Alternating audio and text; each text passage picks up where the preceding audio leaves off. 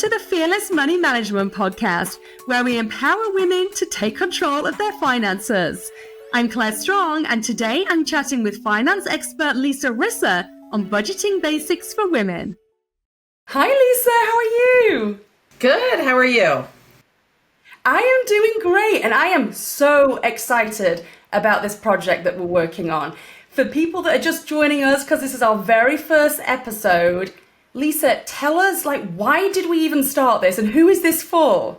Well, we started this just based upon me talking to my girlfriends and my own personal experiences that as women, we tend to not pay a lot of attention to our personal finances. And we defer them to our husbands, or we just kind of put them aside and sort of ignore it and just think it's going to happen naturally.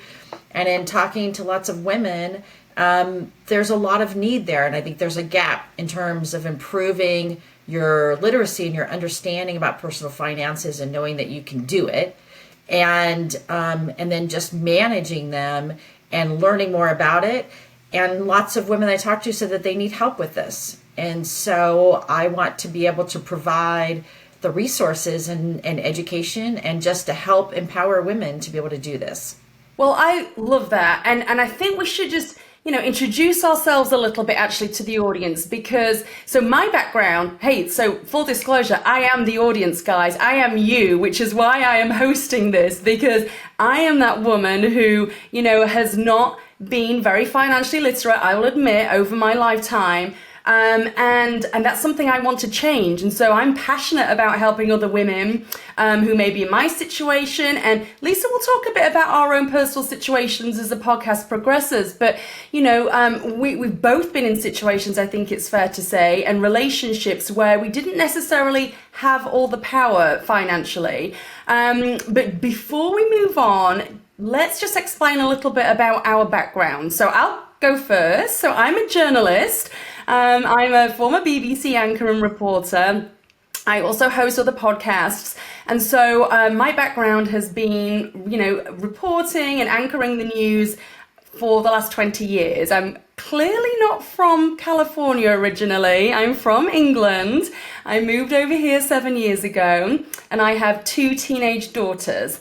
And I'm remarried, so my husband now is not the dad of the girls, so we have a blended family situation going on. And so, it's been a whirlwind of a 7 years, readjusting to life in San Diego. But I will definitely talk more about, finance and my personal experience as we get into it. But what about you, Lisa? Tell us a bit about your background. I'm a CPA. I grew up in Seattle. I'm living in San Diego now. And I was married for a very long time. I have 2 boys who are grown in their 20s, early 20s, and got divorced 6 years ago. When I was married, I deferred the finances to my ex-husband, even though I'm a CPA, because he wanted to be able to do that. And I was so busy, as most moms are, taking care of the house and the kids. And I was also an executive in healthcare, worked in health systems and for hospitals, and had a busy job, and was frankly a little bit overwhelmed. And it was hard for me to do this. Once I got divorced, I realized that I needed to take the control back for my personal finances. And I'm excited to help other women to empower them to do so as well. Well, ladies listening to this, Lisa is a CPA, and even if Lisa didn't feel she had control of her finances, there's hope for us all yet. That's soothing to my ears. But listen, it's the start of a new year, so what better way to start our podcast than to discuss budgeting? Because it's a very wide and broad topic. But what can we do on a real basic level right now just to, get started when it comes to budgeting? Because I'll be honest, I'm not very good in this area. I think when you start off with budgeting, the first piece is really to be realistic about your budget. Pull your information and just sit down. And you can sit down with just a piece of paper and a pen or a pencil and start off just assessing the different pieces. So the first piece is your income. And some people just have one set of income, and you want to put down what your gross income is and then what your net pay is in your paychecks. These days, a lot of people have other side gigs or other ways of making money as well. So you want to include any other work that you might be doing. It could be freelance. It could be passive income. Some people have other investments. You want to put that in there, any income from investments or rental properties or anything like that. So the first piece is get that piece of paper and that pencil out. And the first part is really talking about your income. As you said, this is a great time to do it because the beginning of the year, it's a good time. We all have our New Year's resolutions. And a lot of times it's about, our New Year's resolutions are about health. But our financial health is really important too. And I encourage all of us to think about New Year's resolutions around our financial health and getting our arms around this a little bit better. And again, just starting first with writing down all of the income that you have and what you're taking in, what your gross is and what your net is. And that's your starting point in developing a budget. And once you do that, you want to identify then all of your expenses. And that's a whole different piece as well when we talk about what our expenses are, because that's a place that we can get out of control. And so, for example, my 22-year-old is graduated from college in May, and he got a job offer. So he's starting work. Finally, he's going to be working next year. And he told me that he wanted me to sit down with him and go through how does he look at a budget? How does he save and invest? Because he's been hearing me talk about this so much. He's like, Mom, I want you to sit down and help me with this because I want to start off right. And the first thing I told him, which we all know, is it doesn't matter how much you make. You can spend every penny that you make and then some without batting an eye. And so the most important part of budgeting is really understanding your expenses and all of your expenses. And when you write it down and you look at how much you're actually spending and what you're spending it for, can be so eye-opening. Okay. So I think sometimes if maybe we're not earning very much money, we sometimes think, well, I don't earn enough. I don't earn enough to save. I don't earn enough to budget. I've only got just enough to cover the essentials. So, but what I'm hearing from you is, Lisa, that it doesn't matter about how much money that's coming in that you're earning. All of this applies regardless. Is that right? Yes. And so the first piece when you start thinking about your expenses, and this is something you really need to think through and spend a little bit of time thinking about. The first piece is the easier piece, is really write down all your fixed expenses. Could be your rent if you own a home. It could be your mortgage. All of those fixed expenses that you have. And, utilities expense and your cell phone and all of those kinds of things. Write down all of your fixed expenses that you spend in a month. The part that's always eye-opening is when you look at all of the other expenses and you want to look at how much you're spending. Pull up and take a look at your checking account and what you're spending. Go through any credit cards and go through your expenses and how much you're spending in different areas. So it could be, what's your entertainment expense? What kind of entertainment? Food, which could be either groceries. How much are you spending going out at restaurants? What subscriptions do you have? I mean, we all have, it's very simple to go through subscriptions. Talking about subscriptions, I literally was in this situation the other day.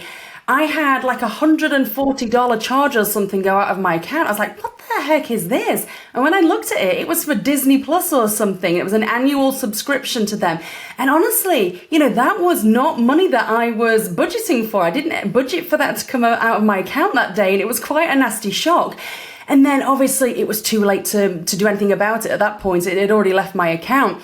But yeah, subscriptions. Oh my God. It's very easy, isn't it, to have numerous subscriptions, ones that we even forget about, but you do remember them when they hit your account, especially if they're annual ones. Goodness me. Well, and it's like getting hit 1,000 times. So you'll look at that subscription and you might see it come up. I don't know how many subscriptions I found through Apple charges, for example.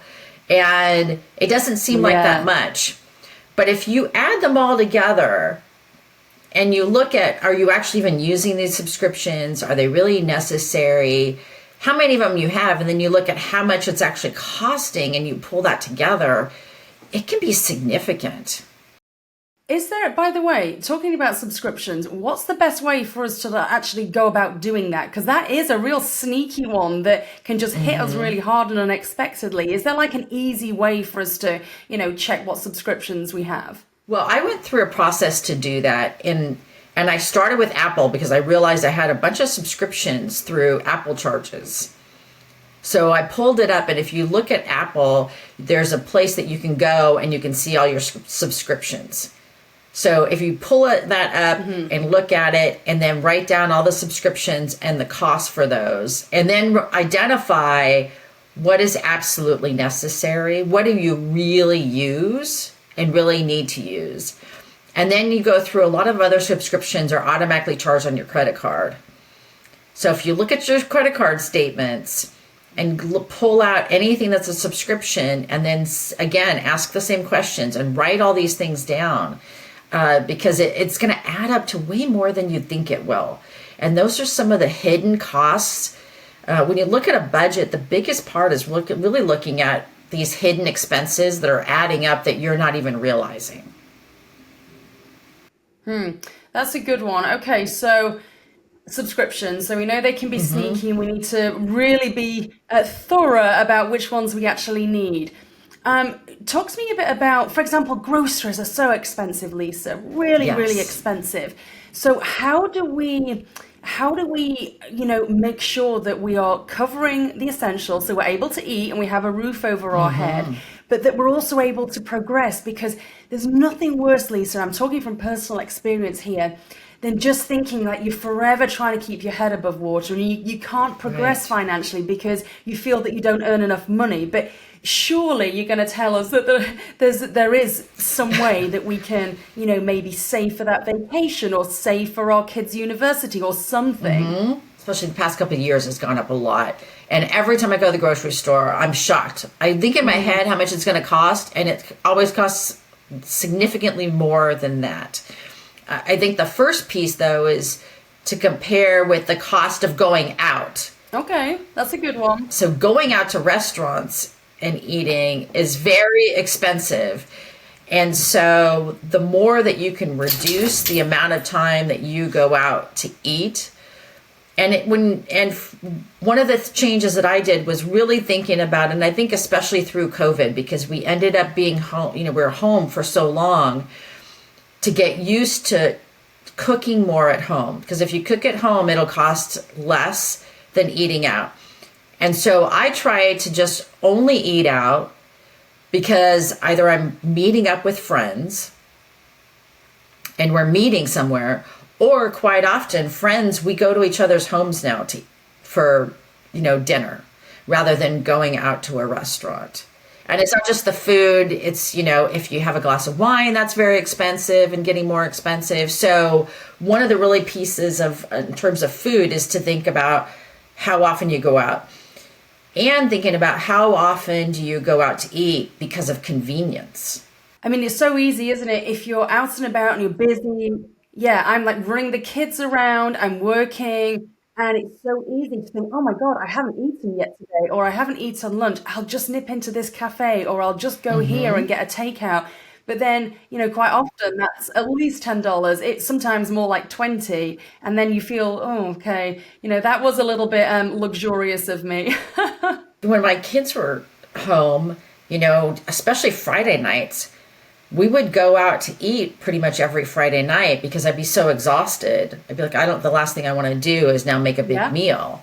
And I think with that, I think if you can do a lot of planning for the week in terms of groceries and in terms of meals, it's so hard when especially when you still have kids at home and you got a family to take care of and feed, and thinking every day, now what am I going to make for dinner and what am I going to have for lunch and all those things.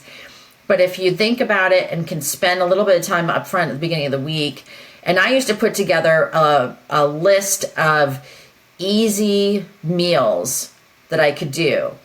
So I had it typed up, and I actually had, here's the meals, here's what my kids like. My kids were really picky, and my ex-husband was really picky. And so that was part of the frustration, is if you have a picky eaters, it makes it even more so if I just want to go, let's just go get takeout, or let's just go out to eat, in addition to the convenience piece.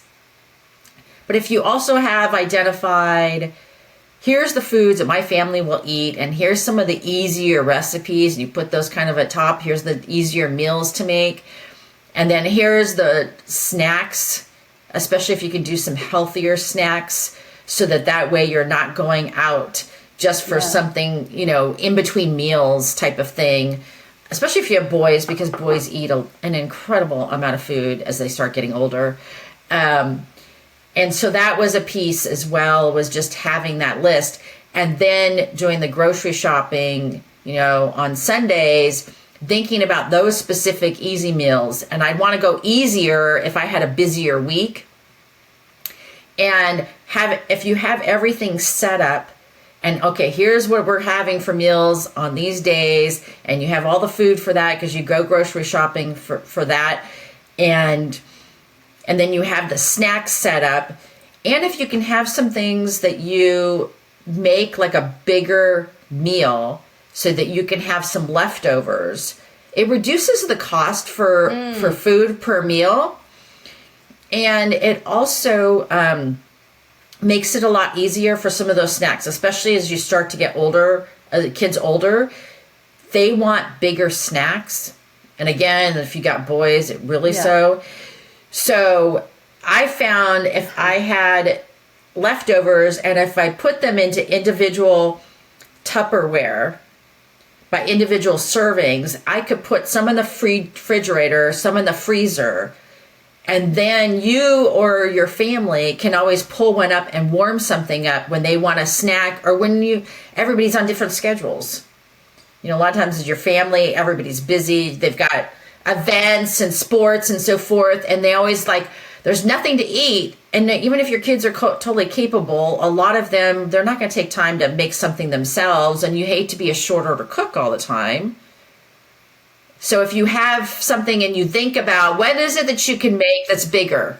I love that idea. And I do that. For example, last night I made meatballs and spaghetti, but I made a big portion. So guess what they're all having for dinner tonight again? Meatballs and spaghetti. But like you've just said, Lisa, today I know I've got a busy day, and it shouldn't be like this, but still invariably a lot of the chores and the responsibilities of the home and the kids fall on women's shoulders. And we're also expected to be, smashing it at our careers. But we're also expected to be excellent mums and, wives and partners and goodness knows whatever else. And so, last night I was exhausted, but I cooked this, decent sized portion of meatballs so that today's version of me is going to thank yesterday's version of me because dinner's already ready. I think it's all about, in addition to the financial aspect, this is about making our lives easier, because let's face it, as women, as mums, whether we're working inside the home or outside the home, we do not have a lot of spare time. And the last thing we need to be doing is making things harder for ourselves. So I am loving this really practical advice you're giving here, Lisa. So I guess you could summarize that in planning. So basically planning your meal prep for the following week, making it easy on yourself. So therefore it's going to be, lighter on the purse, on the wallet, but also it's going to save us time. So love that. What else should we be thinking about when it comes to budgeting? So those are some of the pieces. We've talked about getting your fixed expenses listed, subscriptions, food, reducing your, going out to eat. Any other entertainment that you have, just take a look at that and see if you can pare that down some. Whatever kind of entertainment it is that you do, and can you do something a little bit differently? One of the things and that also gets to vacations. Like we spend a lot more on vacations than we think we will. And how much are you actually spending on vacations? And one of the things, there was a study that was done recently that showed that it was a study about happiness, actually. And what they showed was they rated the level of happiness of certain things. And their major finding was when you're going on vacation or you have something you're looking forward to, which could be, you're going to buy a car, you're going to go on vacation, you're going to spend some money, or you're going to renovate your house or whatever that you're about to do. The highest level of happiness that you have is in the planning for it. And what they found was, yes. So after, and they also found it wasn't correlated to how expensive it was. So the happiness of planning for it was the highest during planning. The happiness during it was not higher because you spent more. And so what they said was that tying this to happiness, which we all want, anything we can do to be happier, right, is to do smaller things that may cost less money, but do them more often. And it actually increases your level of happiness, and it actually reduces your overall cost. So when you think about something you're going to spend money on, whether it be, like I said, a car or a vacation, maybe consider, instead of one, or two big vacations during the year that's going to be expensive, or you're going to go to an expensive hotel, or maybe something smaller, but then do it twice as often because your happiness level would be higher, which I thought was really fascinating. Yeah, it is. And we definitely need to do a separate episode on vacations and, budgeting for them and how to enjoy a vacation and not be, financially burdensome on us. An interesting stat that I read, fixed expenses should ideally be 50% of your income. Is that right? Yes. So, okay. And I think a way of thinking of it is your fixed expenses should not be more than 50% of your income. So if your fixed expenses are less, that's great. And one of the things too is to think about, the more you can live below your means, the more flexibilities that you have, if you can. Maybe you're living in a smaller place and so forth. But if your fixed expenses should not be more than 50%. If it's more than 50%, you're really, really struggling. And it's hard, again, that a lot of it's tied not just to finances, but your mental health and your level of happiness is very difficult to be happy and have a healthy mental health when your fixed expenses are so high. We can have another, session talking more about that.